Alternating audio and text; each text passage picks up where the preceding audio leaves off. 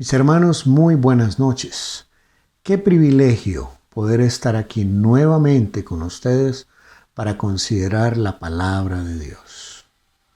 Vamos a tener una oración. Padre, gracias, Señor.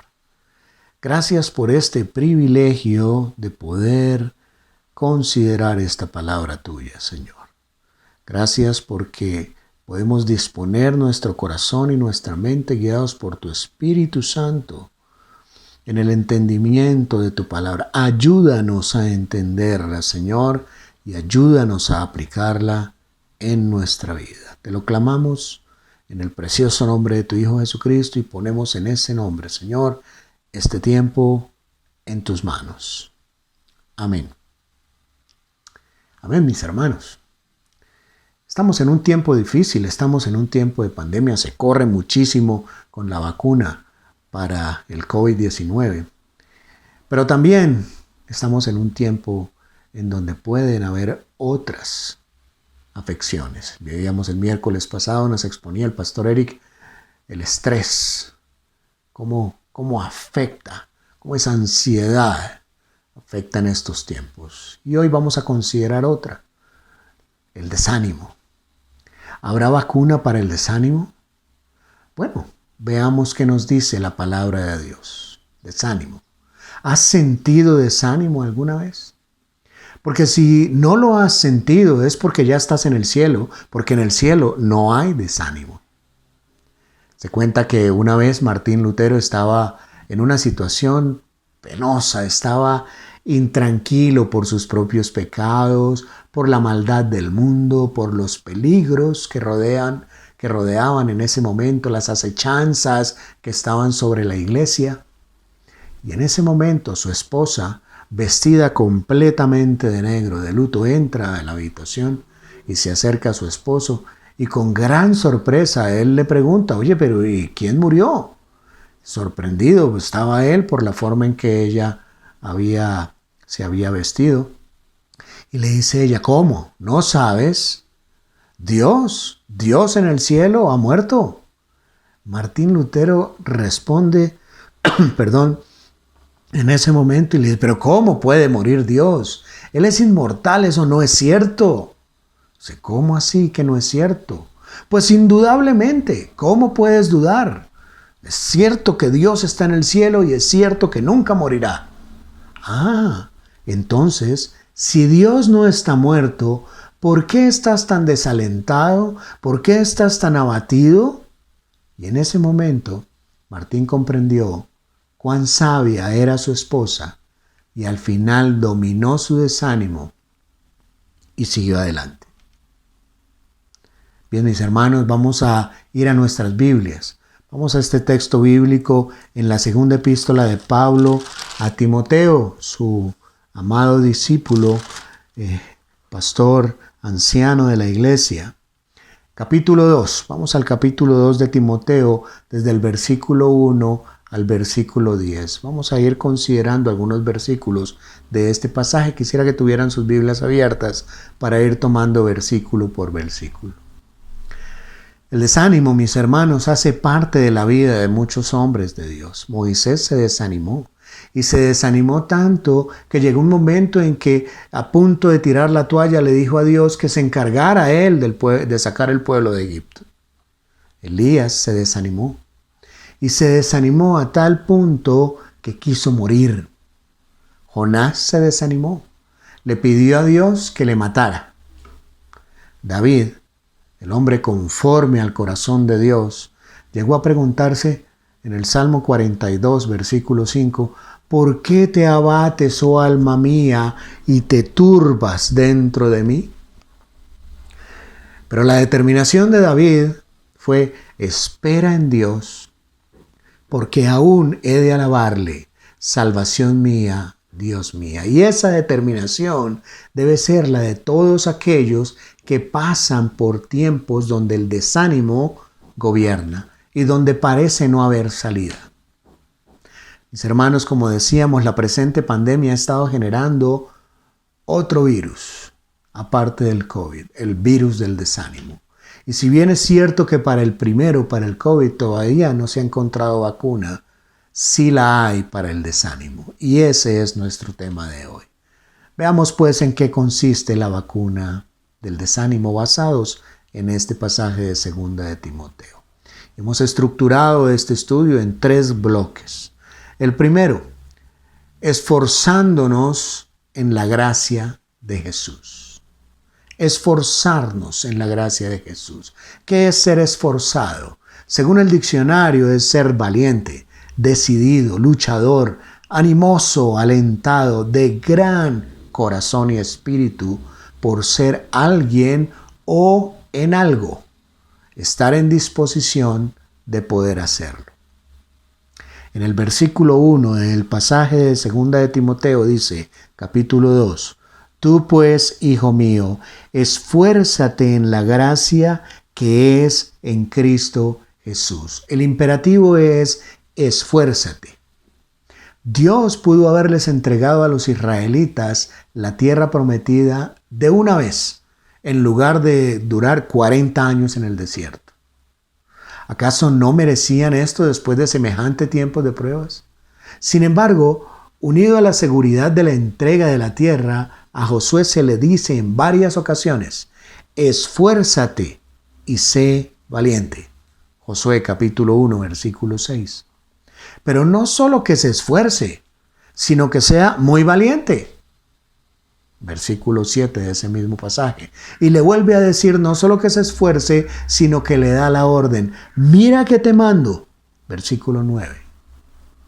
Recordemos que Josué fue discípulo de Moisés. La vida de él, de este discípulo, estuvo rubricada, estuvo sellada por la constancia. No pueden formarse discípulos sin que exista esa actitud del Espíritu. Contamos por parte de Dios con los recursos. El esfuerzo lo ponemos nosotros. John Morgan, el gran pastor en los siglos anteriores, lo expresó así. Lograr el éxito, no por herencia, sino por el esfuerzo personal, es el más grande regocijo de la vida. Esfuérzate, es el imperativo que más se demanda del discípulo. Vea la forma tan personal que usa Pablo de dirigirse a Timoteo. Tú, directo. 2. Esfuérzate en la gracia de Cristo. Mira la segunda parte del versículo. Hijo mío, esfuérzate en la gracia que es en Cristo Jesús. En el campo espiritual, el esfuerzo que se aplica para hacer la obra del Señor está respaldado por la gracia del Señor. Muchos de nosotros estaríamos de acuerdo en señalar que el gran enemigo del esfuerzo que debiera caracterizar al discipulado es la falta de constancia y disciplina. Tenemos cualquier cantidad de programas inconclusos o cojos. Tenemos cualquier cantidad a través de los años de ejemplos de cursos que se inician con 10, 30, 40, 50 personas con una gran efusividad y terminan 2 o 3. En el campo del discipulado, a lo mejor ponemos a prueba lo mejor que sale todos los años, pero no vemos los resultados. La emoción es grande, pero después no vemos los resultados. A Timoteo se le pidió que se esforzara frente a las enormes responsabilidades que él tenía por delante. Él debía ir de iglesia en iglesia reconociendo ancianos y diáconos, pero con la bendición que tal esfuerzo lo haría fusionado dentro de lo que ofrece la gracia de Cristo. Él no lo haría solo, él iría en un solo equipo con Cristo, confiando en su gracia. Y aquí es bueno recordar que aunque la gracia nos presenta una salvación gratuita, el discipulado, como lo dijo el recientemente fallecido doctor Billy Graham, el discipulado lo costará todo. Todo. No puede haber discipulado sin esfuerzo alguno. Por ser esto el corazón de la Gran Comisión, es un asunto serio. Demanda mi gran esfuerzo. Por eso necesitamos la gracia del Señor porque si no todo sería en vano. Pablo escuchó del Señor: bástate mi gracia. Segunda de Corintios, capítulo 12, versículo 9. Segundo, debemos imitar el ejemplo de los que siempre luchan. Recuerden, nuestro primer gran bloque, esforzarnos en la gracia de Jesucristo. Ahora veamos ese segundo componente de la vacuna: imitar el ejemplo de los que siempre luchan. Veamos algunos ejemplos de personas que siempre luchan. Nos los da en este pasaje, en el versículo 3. El discípulo como soldado. Dice: tú pues sufre penalidades como buen soldado de Jesucristo. Y todos sabemos que los soldados se preparan para defender a su patria por un juramento de lealtad, abnegación, consagración. Ese es el juramento que hace el soldado cuando se enrola en las filas. Esto le exigirá unos sufrimientos propios de los entrenamientos, de los duros entrenamientos, del combate en sí mismo y del sacrificio de estar lejos de su entorno, de sus amados, de sus familiares. Verdaderamente le haría muy bien a la iglesia que tengamos discípulos que sufran como buenos soldados de Cristo. La lealtad, la abnegación debieran ser sellos distintivos de un discípulo de Cristo. La disciplina es indispensable para ese fin. ¿Cuál es una de las cosas que debe saber el discípulo de Cristo como soldado de Cristo?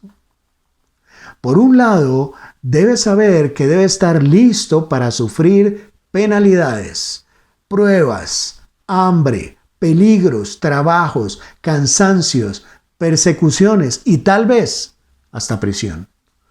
Al menos eso fue lo que Pablo experimentó. Otra de las cosas que un discípulo aprende en función de un soldado es que siempre estará listo para el combate. ¿Han escuchado esa frase muy famosa que dice que un soldado, su entrenamiento debe ser tal que el combate parezca un juego, parezca un paseo? Hemos visto en muchos documentales, series y películas cómo se entrenan los soldados. En una forma fuerte, una forma tal que cuando viene el combate, entonces sabe cómo enfrentarlo. Él sabe que vienen tiempos de prueba y los enfrenta. Él es alguien que por su propia naturaleza vence el desánimo porque está agradando al que lo tomó como soldado, al Señor Jesucristo. ¿Cómo más nos dice este pasaje que debemos entonces hacerlo? Ser discípulo como un atleta. Miremos el versículo 5. Y también el que lucha como atleta no es coronado, sino lucha legítimamente. Legítimamente. Imitemos estos ejemplos. El ejemplo del soldado. Ahora el ejemplo del atleta. Los hombres y las mujeres que finalmente levantaron trofeos en algún podio donde tienen sus competencias saben que detrás de esos logros hubo un gran esfuerzo, hubo una fuerte disciplina, una mentalidad puesta en las medallas que colgarían en sus cuellos. Esa fue la visión que tuvo Pablo cuando pensó en aquellos que corren en el estadio. Cuando él trae la ilustración con la que quiere que su amado hijo espiritual Timoteo actúe en su vida ministerial, recuerda lo que le dijo en 1 Corintios 9, 26 y 27. Así que yo de esta manera corro, no como a la aventura, de esta manera peleo, no como quien golpea al aire, sino que golpeo mi cuerpo y lo pongo en servidumbre.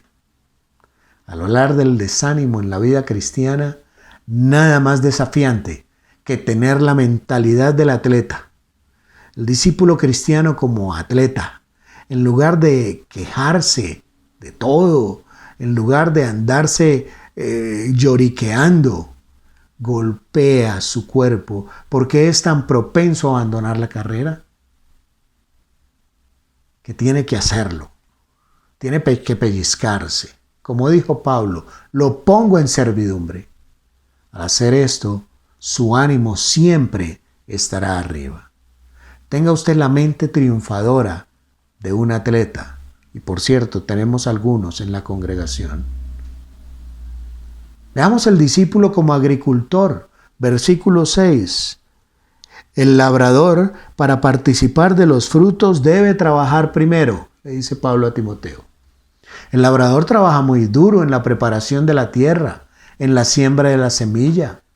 El labrador se levanta muy temprano, 4:30, 4 de la mañana ya está arriba. Un tinto cerrero y vámonos al campo. Trabaja duro. Su labor está respaldada por paciencia y constancia. El fruto no llega inmediatamente.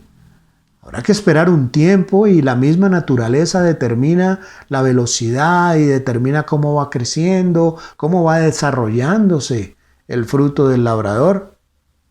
Mejores ilustraciones no podrían ser dadas para aplicarlas en el campo del discipulado. Jesús tuvo la paciencia de 3 años y no fue sino hasta después de su resurrección cuando vio la cosecha de su discipulado. Esta ilustración, a diferencia de las anteriores, es donde el discípulo ya ha trabajado en la preparación de la tierra y ahora lo que está esperando es el fruto de su cosecha. Observe esto. Un agricultor no recibe salario semanal o mensual como los demás obreros. Él simplemente necesita esperar a que llegue su cosecha para gozar del fruto de su siembra. Él sabe que su cosecha está sujeta a la lluvia, está sujeta a que no se den malas condiciones del tiempo. La paciencia será siempre un arma poderosa para el desánimo. No claudique, no se venza, espere la cosecha. Tercer bloque, recordando el modelo que ha vencido. Recordemos, mis hermanos, primer gran componente de la vacuna contra el desánimo, esforzarnos en la gracia de Jesús. Segundo gran componente, imitemos el ejemplo de los que siempre luchan. Y ahora veamos ese tercer gran componente de la vacuna contra el desánimo. Recordemos el modelo que ha vencido, que ha funcionado. Dice Pablo en el versículo 8 del pasaje que estamos considerando, 2 de Timoteo 2. Acuérdate de Jesucristo, del linaje de David, resucitado de los muertos, conforme a mi evangelio. Acuérdate de Jesucristo, del linaje de David. Como hemos dicho antes, el desánimo es un virus que ataca más de lo que nos damos cuenta, más de lo que creemos. Las razones pueden ser muchas, pero el discípulo de Cristo tiene su más grande modelo en aquel que venció a los más grandes enemigos, el pecado, Satanás y la muerte, llegando a ser indiscutible sostén para cuando lleguen esos momentos a su vida. Pablo insta a Timoteo a recordar a Jesucristo. Pero note la referencia que hace de él como descendiente de David. ¿Por qué dijo esto? ¿Por qué? Porque está hablando de las reales promesas que apuntaban a la llegada del Mesías que saldría de la raíz de David. Al pedirle que se acuerde de él, lo hace por el valor y el arrojo con el cual Jesús enfrentó los sufrimientos en la cruz. De modo que sean puntos de referencia para que cuando lleguen esos momentos de soledad, de miedo, de angustia y desánimo, usted pueda ver en Cristo su modelo para seguir adelante. Un discípulo de Cristo debe saber que estamos en Él verdaderamente. Debe saber que estamos en Él firmemente, que el Cristo que fue anunciado es el Cristo vencedor. Sigamos pues sus pisadas, sigamos pues su ejemplo. Y sigue diciendo Pablo, resucitado de los muertos. Acuérdate de Jesucristo, del linaje de David, pero además resucitado de los muertos, dice en la segunda parte del versículo. Acuérdate de Jesucristo, del linaje de David, resucitado de los muertos conforme a mi evangelio. Y esta es la más grande y poderosa razón para levantar nuestro ánimo. La esposa de Martín Lutero le dijo a su esposo desanimado que Dios no estaba muerto. Y esa verdad fue confirmada después por el mismo Jesús cuando dijo que Dios, y abro comillas, no es Dios de muertos, sino de vivos. Cierro comillas, Lucas capítulo 20, versículo 38. Pablo le recuerda a Timoteo, a su amado hijo espiritual, a su discípulo, la verdad que cambió la historia. Esta es la resurrección de Cristo. Le dice que no solo se acuerde de que Jesús es del linaje de David, por donde viene el mesianismo sufriente, sino que de igual manera le recuerda que Jesucristo es el Mesías reinante, porque venció a la muerte. Por lo tanto, ahora contamos con esa seguridad eterna que en los cielos está nuestro Cristo resucitado, y esa es garantía de nuestras propias victorias sobre todo aquello donde somos afligidos por las pruebas, por las circunstancias. Nadie más pudo estar desanimado como lo estuvieron los discípulos cuando vieron que su maestro había muerto. Con eso se esfumaba la esperanza de sus metas y sueños. Pero la resurrección cambió todo eso. Versículos 9 y 10. En el cual sufro penalidades hasta prisiones a modo de malhechor, mas la palabra de Dios nuestra presa. Por tanto, todo lo soporto por amor de los escogidos, para que ellos también obtengan la salvación que es en Cristo Jesús con gloria eterna. ¡Qué hermoso! Pablo, al considerar a Cristo como su más grande modelo, como su motivador por su entrega, sabe que la mejor manera de mantener el ánimo alto es dedicándose a Él y trabajando por sus hermanos. Pablo le enseña a su discípulo Timoteo dos maneras para vencer el desánimo. Una tuvo que ver con la entrega que hizo a su Señor. Tanto que dijo, en el cual sufro penalidades, hasta prisiones como de malhechor, en el versículo 9. Y en el otro dice, por tanto, todo lo soporto por amor a los escogidos, en el versículo 10. Cuando vemos esa entrega que despierta nuestro muy amado Salvador, ¿qué desánimo puede prevalecer en nuestros corazones? Pero aún más, cuando pensamos en los otros como Pablo sentía por sus amados, hasta soportar lo que fuera, simplemente esas cargas emocionales tan propias de lo que padecemos todos los días, se disipan, se van, porque estamos luchando la dicha ajena. Estamos trayendo felicidad a los demás que pudieran estar en peores condiciones que la nuestra. El desánimo no nos dice que todos deben condolerse de mí. El animar a otros nos coloca en lo que hizo Cristo por nosotros. Mis hermanos, una persona desanimada es como la ilustración de ese hombre que cayó en un pozo del que no podía salir. Pasaron varias personas, pasaron muchas tratando de ayudarlo. Algunas como estas. Pasó un optimista y simplemente le dijo, no estás tan mal, podrás salir. Pasó un pesimista y le dijo, ¡qué horror! Nunca vas a poder salir de ahí. Pasó una persona objetiva y le dijo, es lógico que alguien caiga allá adentro. Pasó una persona autocompasiva y le dijo, usted no ha visto nada hasta que vea el pozo en el que yo estoy. Pasó un legalista y le dijo, Bueno, probablemente mereces estar en ese pozo. Pasó un fariseo y le dijo, si ves, solo la gente mala cae en los pozos.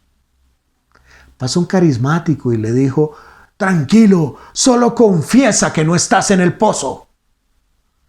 Pasó un oportunista y le dijo, ¿cuánto estás dispuesto a pagar por salir? Pasó un psiquiatra y le dijo, ven, vamos a conversar un poco acerca de tu pozo. Pasó un psicólogo y le dijo, oye, a lo mejor es culpa de tus padres que estés ahí en el pozo. Pasó un moralista y le dijo, ahora que te has manchado en ese pozo, ¿quién te va a querer? Pasó un matemático y le dijo, quiero calcular cómo caíste en el pozo. Pasó un periodista y le dijo, oye, ¿quiere una entrevista exclusiva sobre tu experiencia en el pozo? Pasó un cienciólogo y le dijo, el pozo solo está en tu mente. Pasó un terapeuta y le dijo, cree en ti mismo y podrás salir del pozo. Entonces vino Dios a su encuentro y me hizo sacar del pozo de la desesperación, del lodo cenagoso, puso mis pies sobre peña y enderezó mis pasos. Salmo 40, versículo 2. En todo el texto que ya hemos estudiado, encontramos este versículo. Considera lo que digo y el Señor te dé entendimiento en todo. Versículo 7. Considera lo que digo y el Señor te dé entendimiento en todo. Es como si también nos dijera, dedícate a aplicar todo esto en tu vida y vivirás tus propias victorias. Glorificarás al Señor y serás bendición para otros. Oremos. Padre eterno, gracias, Dios mío, que nos has sacado de ese pozo cenagoso de la desesperación, que nos has puesto, Señor, sobre la roca, sobre la peña y has enderezado nuestros pasos.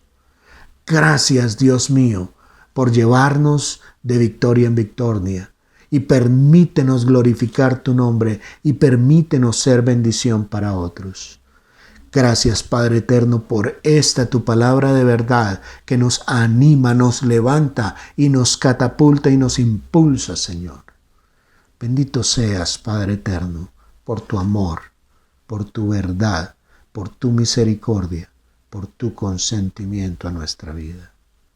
Gracias, mi Padre, en el precioso nombre de tu Hijo Jesucristo. Amén.